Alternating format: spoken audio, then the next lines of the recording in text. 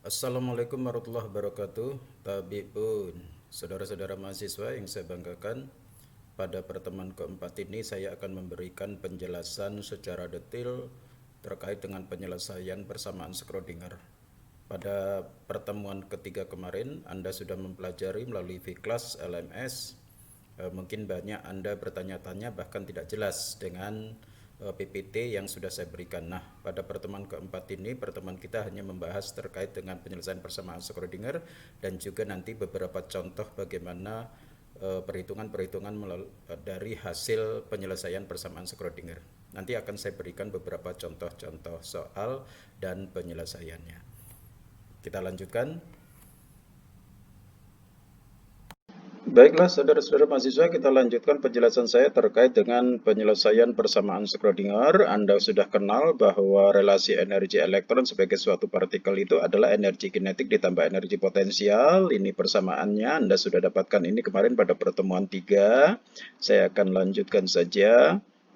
Nah, kemarin juga kita harus di dalam mekanika kuantum, kita juga harus mempelajari lebih dahulu terkait dengan persamaan eigen, fungsi eigen, dan nilai eigen, karena ini sangat penting untuk kita pahami. Ya. Apa itu fungsi eigen? Minggu yang lalu sudah kita bahas di LMS, terutama di forum diskusi. Intinya adalah jika suatu fungsi dikerjakan terhadap suatu operator tertentu, maka fungsi itu akan muncul kembali sebagai hasil dari operasi suatu operator. Hasilnya adalah suatu tetapan dan fungsi tersebut muncul kembali di ruas kanan. Maka ini adalah persamaan eigen. Jika memenuhi persamaan eigen seperti ini, maka Fx itu adalah fungsi eigen dan operatornya adalah operator eigen dan A ini tetapan, ini adalah nilai eigen. Jadi operatornya operator eigen, fungsinya fungsi eigen, dan konstanta ini adalah nilai eigen selama dia memenuhi persamaan eigen. Nah, ini contoh ini minggu yang lalu sudah kita bahas di LMS, sudah saya berikan feedback bagaimana menyelesaikan contoh A dan contoh B. Kita lanjutkan. Nah, persamaan Schrödinger Anda sudah dapatkan persamaan seperti ini.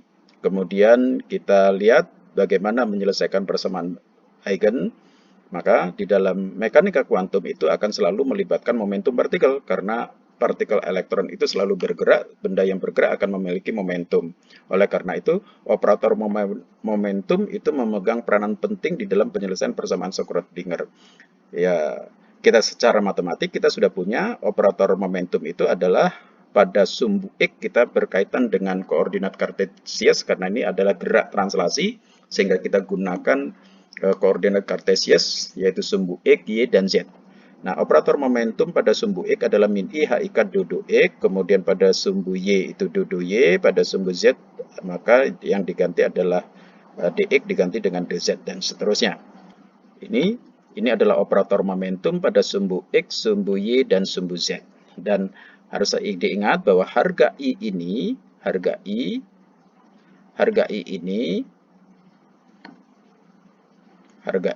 itu adalah akar min 1. Ini adalah bilangan imajiner.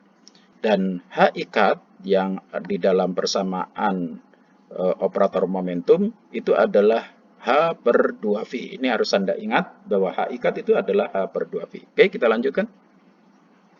Nah, di dalam energi kinetik itu juga setara dengan Hamiltonian. Oleh karena itu, Hamiltonian atau energi mekanik itu adalah energi kinetik ditambah energi potensial. H sama dengan T ditambah V.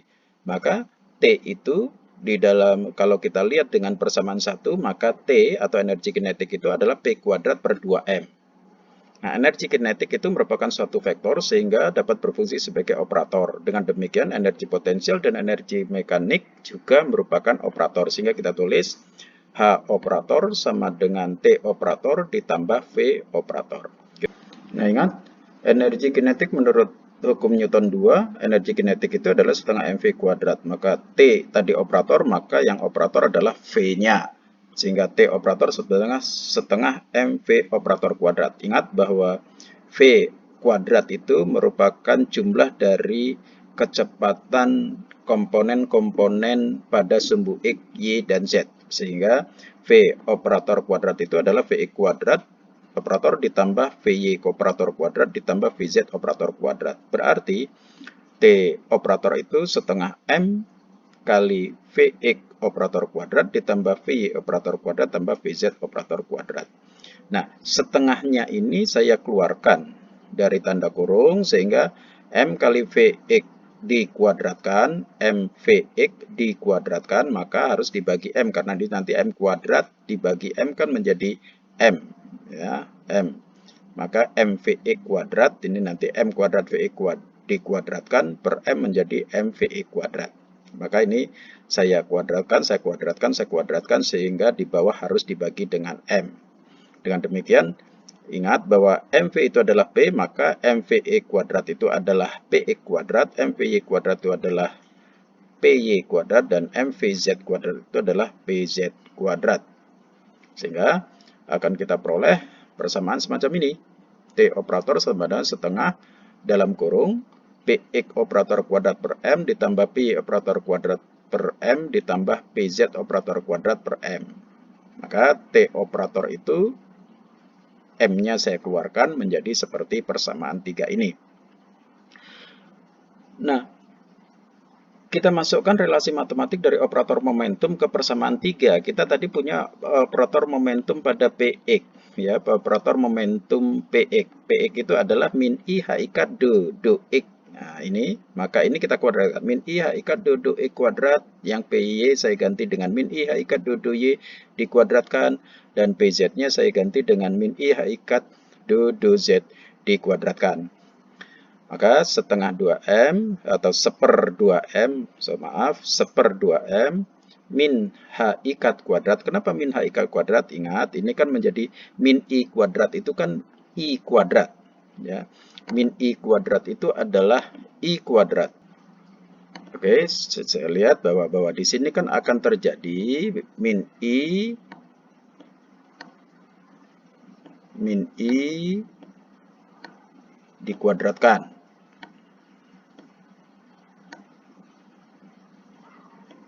Itu kan sama dengan I kuadrat.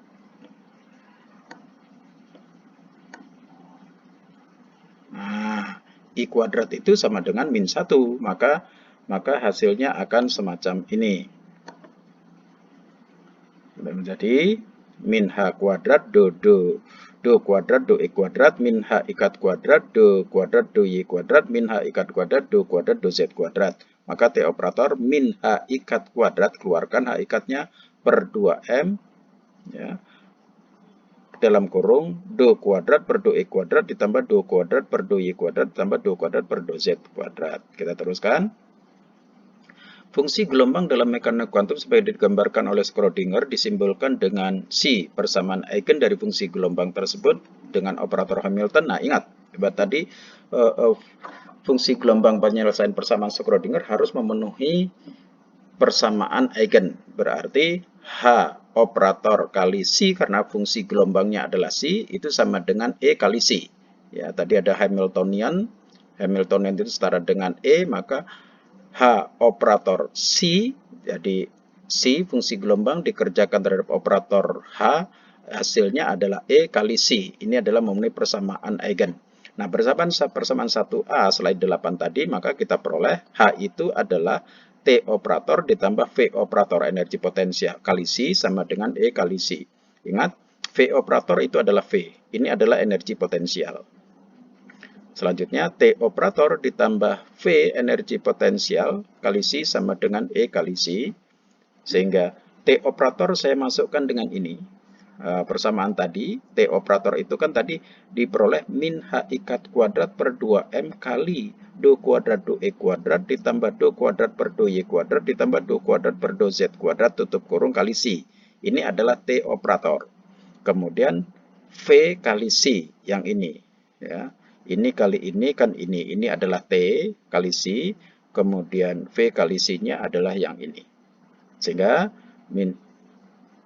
V-nya bisa saya pindahkan ke kanan sehingga kita peroleh min H ikat kuadrat per 2M kali do kuadrat per do E kuadrat tambah do kuadrat per do Y kuadrat tambah do kuadrat per do Z kuadrat kali C sama dengan E dikurang V kali C.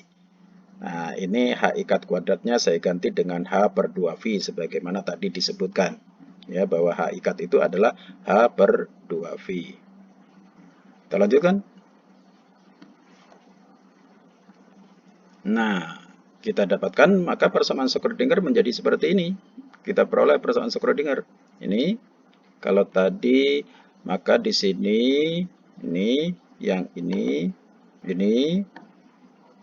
menjadi ini, maka ini nanti 2V dikuadratkan kan menjadi 4V kuadrat. 4V kuadrat kali 2M menjadi 8V kuadrat M.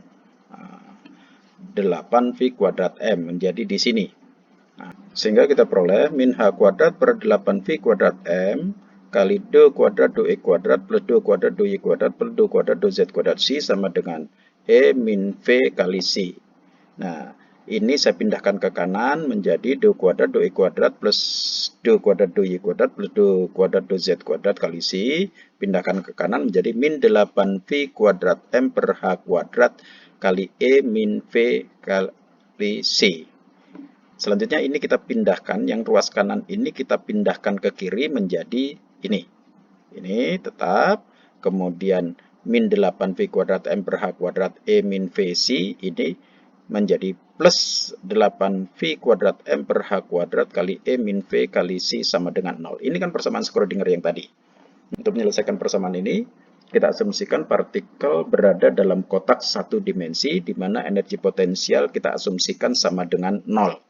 Dengan demikian kalau V sama dengan 0, maka E dikurang V tinggal E. Sehingga di sini tinggal 8V kuadrat M per H kuadrat kali E kali C. Maka persamaannya menjadi ini. Ini karena V-nya 0. Nah, 2 kuadrat 2E kuadrat ditambah 2 kuadrat per 2Y kuadrat ditambah 2 kuadrat per 2Z kuadrat ini bisa ditulis dengan del operator. Ini adalah operator del. Sehingga nanti bisa ditulis del kuadrat C ditambah 8V kuadrat M per H kuadrat kali E C sama dengan 0. Nah, kita lanjutkan. Nah, ini persamaan Schrödinger bebas waktu. Ini kalau diambil satu dimensi, sumbu X saja, maka kalau diambil satu dimensi, yaitu sumbu X saja, maka hanya yang kita ambil 2 kuadrat 2E kuadrat C, gitu, 2 kuadrat 2E kuadrat C plus 8V kuadrat M per H kuadrat E kali C sama dengan 0. Yang 2 kuadrat per 2Y kuadrat dan 2 kuadrat per 2Z kuadrat. Sementara kita tinggalkan dulu, kita ambil dulu satu dimensi seperti ini. Nah, ini yang satu dimensi, yang ini, selanjutnya ini yang 3 dimensi. Ya, ini operator del kuadrat yang tadi 2 kuadrat per 2x kuadrat ditambah 2 kuadrat per 2y kuadrat ditambah 2 kuadrat per 2z kuadrat. Ini adalah operator del kuadrat yang tadi, ya. Nah, untuk menyelesaikan diambil dulu partikel dalam kotak satu dimensi. Kita ambil saja satu dimensi pada sumbu X, yaitu 2 kuadrat 2x kuadrat kali C. Saya ambil saja dulu ini. Maka H ikat kuadrat per 2M itu kan kalau kita pindahkan ke kanan menjadi 2M per H ikat kuadrat menjadi ini. Min 8V kuadrat M per H kuadrat E kali C. Ya, seperti persamaan tadi. Nah, kalau saya ambilkan ini pindah ruas kanan kan menjadi min 8V kuadrat M per H kuadrat E kali C. Kalau pindahkan ke kanan. Sehingga kita peroleh persamaan ini. 2 kuadrat per 2E kuadrat C sama dengan min 8V kuadrat M per H kuadrat E kali C. Nah, oleh karena itu, persamaan ini dalam menyelesaikan persamaan mekanika kuantum harus merupakan persamaan eigen. Artinya C ini muncul kembali. Oke, kita lanjutkan. Nah, karena harus merupakan persamaan eigen, operator diferensial orde 2, yaitu 2 kuadrat per 2x kuadrat tadi, harus merupakan operator eigen dan fungsinya merupakan fungsi eigen. Maka dalam hal ini, fungsi gelombang C atau fungsi eigen akan memenuhi persamaan eigen tersebut jika C merupakan fungsi eksponensial. Maka yang bisa memenuhi persamaan eigen untuk persamaan yang tadi, maka C-nya itu harus merupakan fungsi eksponensial. Maka kita misalkan saja C-nya itu adalah E plus minus I alfa X, dimisalkan. Maka kita ambil dulu yang plus, C sama dengan E pangkat I alfa X. Dari persamaan 5, kita lihat persamaan 5 ini, do kuadrat do X kuadrat kali C. Yang saya ambil adalah ini nanti saja karena ini adalah suatu konstanta. Dari persamaan 5 ini, maka ini diturunkan 2 kali. C-nya E pangkat I alfa X diturunkan 2 kali. Do kuadrat E pangkat I alfa X per do X kuadrat.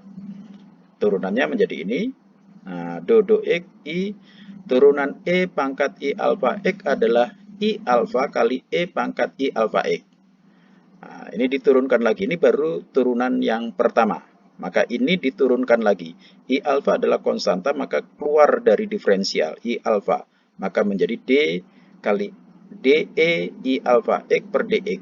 Ini nanti menjadi, nah, hasilnya juga I alfa kali I alfa E kali I alfa X. I alfa kali I alfa E kali I alfa X. Sehingga menjadi I kuadrat alfa kuadrat E pangkat I alfa X. Ingat tadi bahwa ini adalah C itu sendiri. Sehingga ini sudah bisa memenuhi persamaan eigen. Maka dari persamaan 5 yang tadi dan persamaan 6 ini, maka akan kita peroleh menjadi min H kuadrat per 8 V kuadrat M do kuadrat do E kuadrat C sama dengan E kali C. H min H kuadrat 8 V kuadrat M do kuadrat I alfa X per dx sama dengan E C. Maka min H kuadrat per 8 V kuadrat M yang ini hasilnya tadi adalah I kuadrat alfa kuadrat kali E pangkat I alfa X sama dengan EC. Dan demikian, ini sendiri adalah C, kita tuliskan ini, sehingga ini menjadi min H kuadrat per 8 V kuadrat M min alfa kuadrat C sama dengan E kali C. Jelas, ini adalah persamaan eigen. Nah, ini adalah persamaan eigen, sehingga C itu merupakan fungsi eigen. Maka hasilnya min alfa kuadrat kali min H kuadrat adalah plus alfa kuadrat H kuadrat per 8 V kuadrat M sama dengan E. Hasilnya seperti ini, persamaan 7. Maka kita lanjutkan. Nah, alfa itu apa? Ingat relasi Euler. Bahwa E pangkat I alfa itu sama dengan I sin X plus cos X. E pangkat min I X, saya ulangi, E pangkat IX sama dengan I sin X plus cos X. Dan E pangkat min IX, E pangkat min IX sama dengan min I sin alfa plus cos X. Nah, kita punya tadi bahwa C itu adalah E di dalam pemisalan tadi, C sama dengan E pangkat plus minus I alfa X. Coba kita lihat yang tadi. Nah, ini pemisalan tadi. Kita punya C sama dengan E pangkat plus minus I alfa X. Nah, ini menunjukkan bahwa fungsi gelombang itu merupakan kombinasi linear. Artinya apa? C itu merupakan E pangkat I alfa X ditambah E pangkat min I alfa X. Nah, masing-masing dikalikan dengan konstantanya. Maka si X itu sama dengan dimisalkan konstantanya itu P yang pangkat min itu dengan Q, maka dituliskan seperti ini. Ini hanya pemisalan saja, boleh saja dimisalkan dengan A dan B, boleh dengan P dan Q, atau dengan S dan T, boleh. Ini hanya pemisalan saja. Maka si X itu sama dengan konstanta kali E pangkat I alfa X ditambah Q kali E pangkat min alfa I alfa X. Nah, kita lanjutkan. Sehingga hitungannya menjadi seperti ini. Nah, ingat tadi ini P kali E I pangkat I alfa X, ingat tadi. Nah, si X sama dengan P kali E pangkat I alfa X. E pangkat I alfa X itu adalah I sin X plus cos X. Maka menjadi seperti ini. Nah, si X sama dengan P kali I sin alfa X ditambah P kali cos alfa X. Kan menjadi P dalam kurung I sin alfa X ditambah cos alfa X, tutup kurung. Maka P kali I sin alfa X ini, kemudian P kali cos alfa X dikurang. Dikurang, kenapa ini dikurang? Karena ini nanti di sini adalah tadi plus E Q kali E pangkat min I alfa X, gitu kan? E pangkat min I alfa X adalah min I sin alfa X ditambah cos alfa X. Maka ini Q kali min I sin X menjadi Q kali min I sin X. Ya. Q kali min I sin X menjadi min Q I sin X. Kemudian Q kali cos alfa X adalah Q cos alfa X. Ini. Ya. Sehingga ini kita satukan. Yang sin kita satukan. Ini kan menjadi P dikurang Q. Ini P dikurang Q. Ini I sin alfa X. Ini I sin alfa X. Tutup kurung, I sin alfa X. Kalau ini kali ini kan ini. Min Q kali I sin alfa X kan min Q I sin alfa X. Kemudian ditambah, ini P kan plus, yang cosnya plus. Maka P ditambah Q. Kali cos alfa X. Kalau P kali cos alfa X kan yang ini. Kemudian Q kali cos alfa X kan yang ini. Sehingga kalau dimisalkan P min Q kali I itu adalah A. Kemudian P ditambah Q itu adalah B. Maka kita punya si X itu sama dengan A sin alfa X ditambah B cos alfa X. Ini P min Q I dimisalkan A, P plus Q dimisalkan B. Maka konsep partikel atau elektron dalam kotak satu dimensi seperti ini. Pada X sama dengan 0, C sama dengan 0.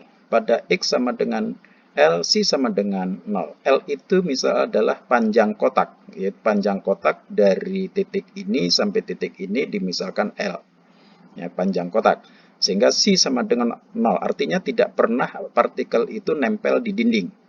C sama dengan artinya pada X sama dengan 0, partikel tidak pernah nempel di dinding. Sehingga C sama dengan 0, begitu pula ketika X sama dengan L, maka partikel juga tidak pernah berada di dinding, maka C sama dengan 0. Partikel itu berada, atau elektron itu berada di antara dinding dengan dinding, yaitu antara X sama dengan 0 sampai dengan X sama dengan L. Berarti probabilitasnya nanti ada di sini. Kita lanjutkan. Nah, persamaan Schrödinger adalah fungsi diferensial parsial dengan C adalah fungsi gelombang dengan pengertian bahwa C bintang kali C dx dy dz. Maka penyelesaiannya ini adalah suatu probabilitas. Jadi probabilitas menemukan elektron antara X sama dengan L, antara X sama dengan 0 sampai dengan X sama dengan L. Probabilitas menemukan elektron di antara ini, antara X sama dengan 0 sampai X sama dengan L, itu adalah C bintang kali C dx dy dz. C bintang itu adalah C konjugasi dari C. Ya, tetapi karena C di sini adalah suatu bilangan bulat, tidak mengandung I di sini, ini tidak mengandung bilangan imajiner, maka C bintang itu sama dengan C. Kita lanjutkan. Jadi persamaan Schrödinger tidak menentukan posisi elektron, melainkan memberikan probabilitas bahwa elektron akan ditemukan di sekitar posisi tertentu. Jadi di sekitar ini. Oke, kita lanjutkan.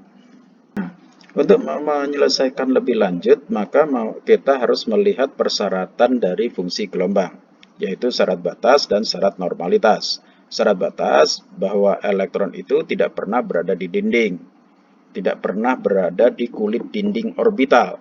Maka pada X sama dengan 0, C sama dengan 0, dan X sama dengan L juga C sama dengan 0. Selanjutnya bahwa elektron itu sebagai suatu yang nyata, maka elektron itu harus berada di suatu tempat. Oleh karena itu integral dari semua posisi harus sama dengan 1. artinya maksimum kita bisa menemukan elektron itu adalah satu satuan atau 100%. Sehingga ini adalah probabilitas menemukan elektron secara maksimum, yaitu sama dengan 1. Oleh karena itu, ini adalah normalitas, syarat normalitas. Sehingga integral dari min tak hingga sampai dengan plus tak hingga si bintang kali c dx sama dengan 1. Si bintang c tadi adalah probabilitas menemukan suatu elektron. Nah, karena si bintang sama dengan si, maka nanti ini menjadi integral min tak hingga sampai tak hingga si kuadrat dx itu sama dengan 1. Dan seterusnya. Dua syarat itu yang kita pakai di dalam menyelesaikan persamaan Schrödinger. Kita lanjutkan. Yang pertama, syarat batas. Pada X sama dengan 0, maka Si harus sama dengan 0. Tadi kita punya persamaan si X itu sama dengan A sin alfa X plus B cos alfa X gitu kan. Karena X sama dengan 0 menjadi A sin 0 B cos 0. Sehingga sama dengan 0 plus B cos 0. Karena sin 0 kan 0. Nah, cos 0 itu 1, sehingga B cos 0 sama dengan C. Nah, supaya C sama dengan 0, maka B harus sama dengan 0. Oke, sudah kita dapatkan bahwa B sama dengan 0. Lalu pada X sama dengan 0, C sama dengan 0. Kita tadi punya A sin alfa X, C-nya itu adalah A sin alfa X plus B cos alfa X. Di mana B sama dengan 0. B sama dengan 0, maka B cos alfa X sama ini kan 0. Berarti tinggal A sin alfa X. Nah, X-nya saya ganti dengan L, maka A sin alfa L. Ini X-nya saya ganti dengan L. A sin alfa L sama dengan 0. 0 ini C-nya. C-nya 0. Sehingga punya sin alfa L sama dengan 0. Nah, sin alfa L sama dengan 0. Harga berapa saja yang sin sama dengan 0? Yaitu kalau alfa L-nya 0. Kalau alfa L-nya 0 kan 0. Sin 0, 0. Kemudian V 180 derajat. Sin 180 derajat sama dengan 0. Sin 360, sin 720 itu sama dengan 0. Maka alfa L sama dengan 0. V, 2V, 3V, 4V, dan seterusnya. Sehingga alfa L itu harga 0, 1, 2, 3 itu saya nyatakan dengan N, maka alfa L sama dengan N kali V. N, tetapi harga 0 tidak kita pakai. Yang kita pakai adalah N sama dengan 1, 2, 3, dan seterusnya. Angka 0 tidak dipakai. Karena kalau N-nya 0, maka berapapun harga L, berapapun harga X, C itu akan selalu 0. Berarti elektron itu tidak nyata. Ya. Karena elektron itu nyata, maka C harus ada. Probabilitas harus ada. Kita mesti menemukan elektron di suatu tempat. Sehingga N sama dengan 0 tidak dipakai. Maka alfa L sama dengan NV, maka alfa sama dengan NV per L. Nah, kita peroleh persamaan tadi si X sama dengan A sin alfa X ditambah B cos alfa X. B-nya 0, maka kita punya si X sama dengan alfa sin alfa X. Lalu, alfa ini adalah NV per L, maka si X sama dengan A sin NVX per L. Nah, kita sudah mengerucut persamaan fungsi gelombangnya, tinggal ini saja yang kita perhatikan, yang lain-lain tidak perlu kita perhatikan. Lalu A itu apa? Untuk mencari A, maka kita menggunakan probabilitas elektron antara X sama dengan 0 sampai dengan X sama dengan L, atau di seluruh ruang dalam kotak satu dimensi. Tadi punya syarat normalitas bahwa integral seluruh ruang itu sama dengan 1, yaitu integral dari 0 sampai dengan L si bintang C dx sama dengan 1. Kenapa tadi min tak hingga sampai tak hingga? Itu untuk seluruh ruang pada posisi tertentu. Kalau ini adalah kotak satu dimensi, maka panjang kotak itu L, maka dari titik 0 sampai L itu pasti sama dengan 1. Karena si bintang sama dengan C, maka integral 0 sampai L C kuadrat dx sama dengan 1. Kita selesaikan. Nah, C kuadrat tadi kita punya A sin NVX per L. Ya, C tadi. Maka tinggal C kuadratnya menjadi A sin NVX per L dikuadratkan dx sama dengan 1. Maka A dikuadratkan A kuadrat keluar dari integral menjadi A kuadrat integral 0 sampai L sin kuadrat NVX per L dx sama dengan 1. Nah, ingat bahwa persamaan trigonometri sin kuadrat A itu adalah setengah kali 1 min cos 2A. Sehingga ini nanti sin kuadrat NVX per L harus kita ganti dengan setengah kali 1 min cos 2 NVX per L. Ya, A-nya ini kan NVX per L.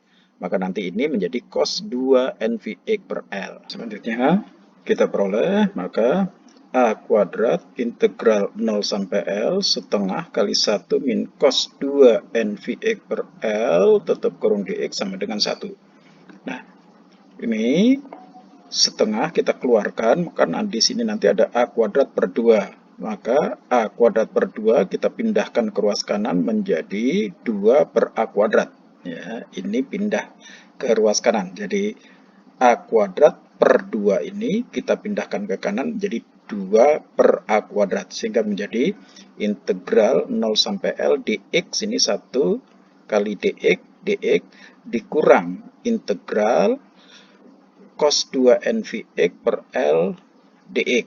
Nih, jadi ini integral 1 dx yang ini, kemudian integral cos 2 NVX dx yang ini sama dengan 2 per A kuadrat.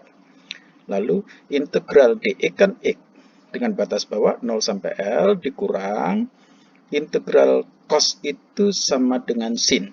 Integral cos dx sama dengan sin x. Nah, tinggal sekarang koefisien x-nya itu adalah 2 NV per L. Maka kalau integral itu pasti dikali seper koefisien x. Sehingga integral cos 2 NVX per L dx itu menjadi sin 2 NVX per L dikali seper koefisiennya. Seper koefisien, seper 2 NV per L itu adalah L per 2 NV. Ya, perhatikan ini sekali lagi.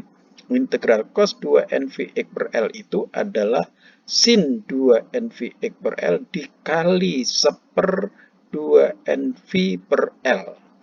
Seper 2 NV per L itu adalah L per 2 NV. Dan demikian integral ini hasilnya adalah ini. X batas bawah 0 sampai L dikurang L per 2 NV kali sin 2 NVX per L batas bawah 0 dan batas atas L sama dengan 2 per A kuadrat.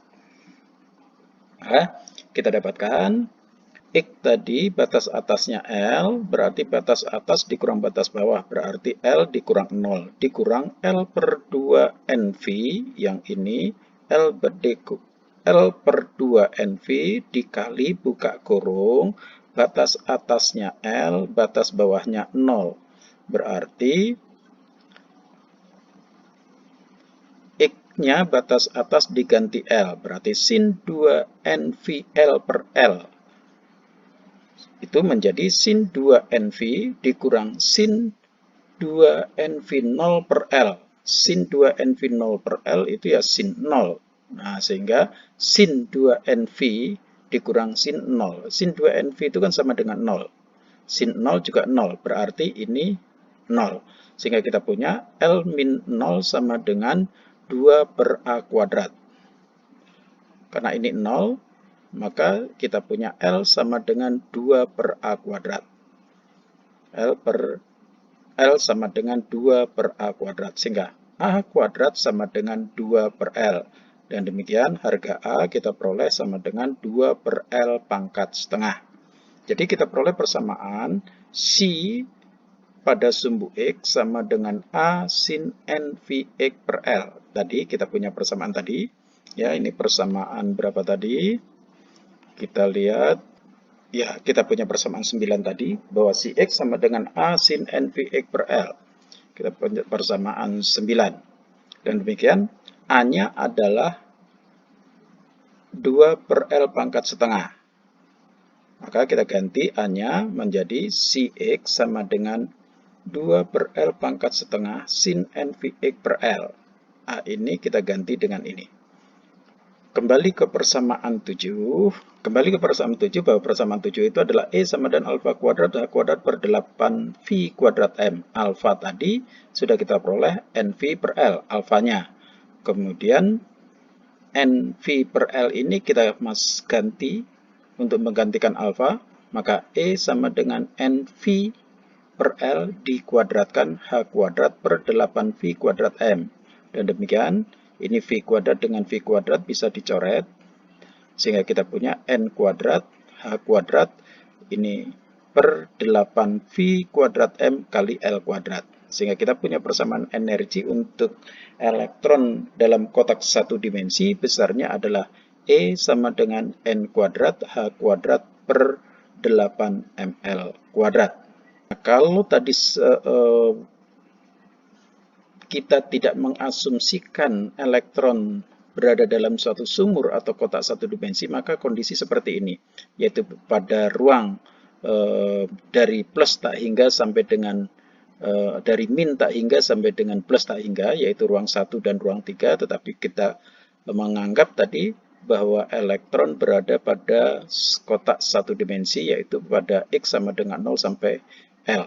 Ini kita mengasumsi elektron dalam kotak satu dimensi di mana harga potensialnya sama dengan 0.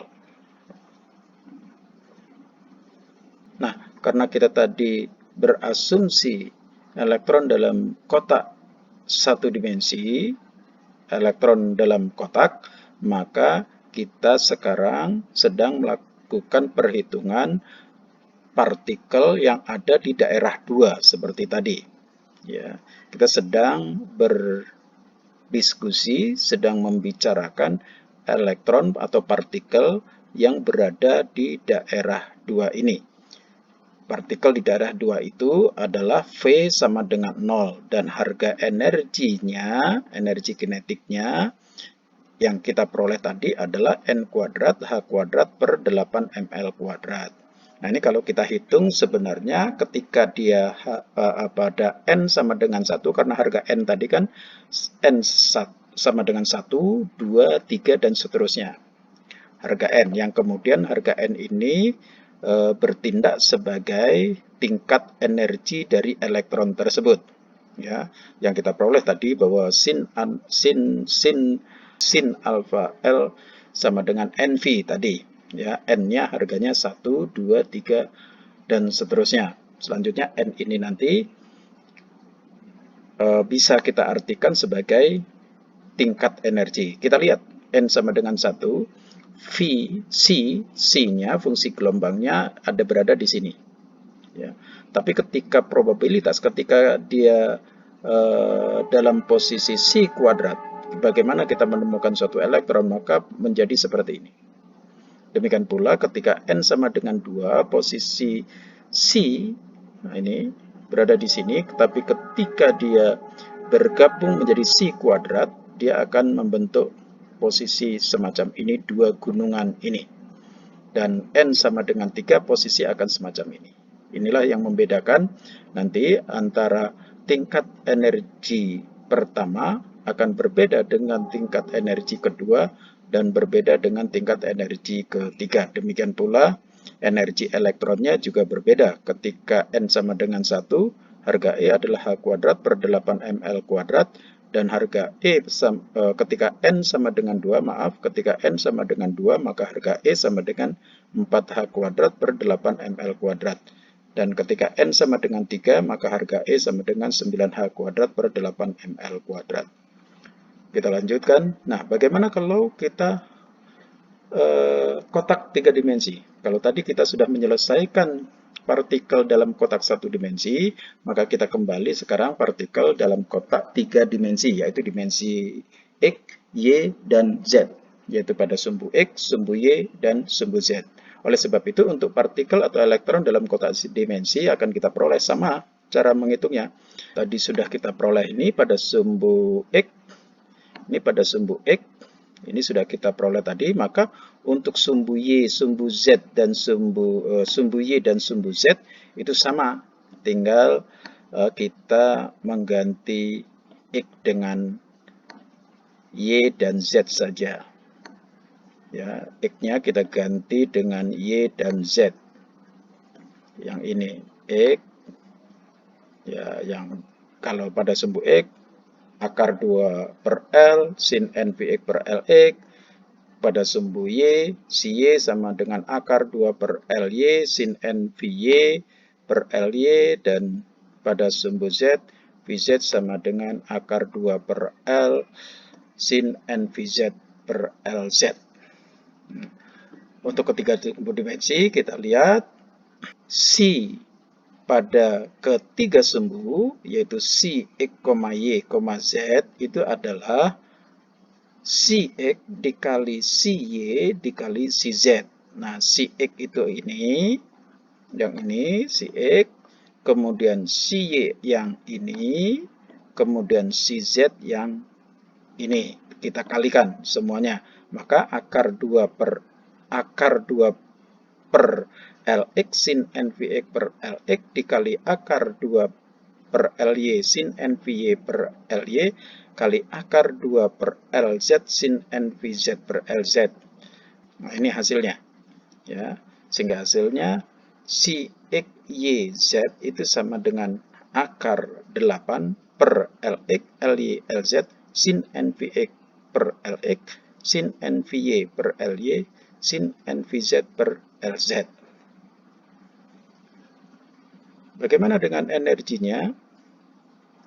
Energi pada sumbu X, energi elektron pada sumbu X adalah NX kuadrat H kuadrat per 8 mLX kuadrat. Begitu pula pada sumbu Y, NY kuadrat H kuadrat per 8 mLY kuadrat. Pada sumbu Z juga NZ kuadrat H kuadrat per 8 mLZ kuadrat. E pada tiga sumbu, EX, Y, Z itu adalah E pada sumbu X ditambah E pada sumbu Y ditambah E pada sumbu Z. Sehingga hasilnya akan seperti ini. Nah, demikian penjelasan dari penyelesaian persamaan Schrödinger. Nanti kita akan latihan soal bagaimana menghitung probabilitas elektron pada suatu titik tertentu atau antara satu titik dengan titik tertentu.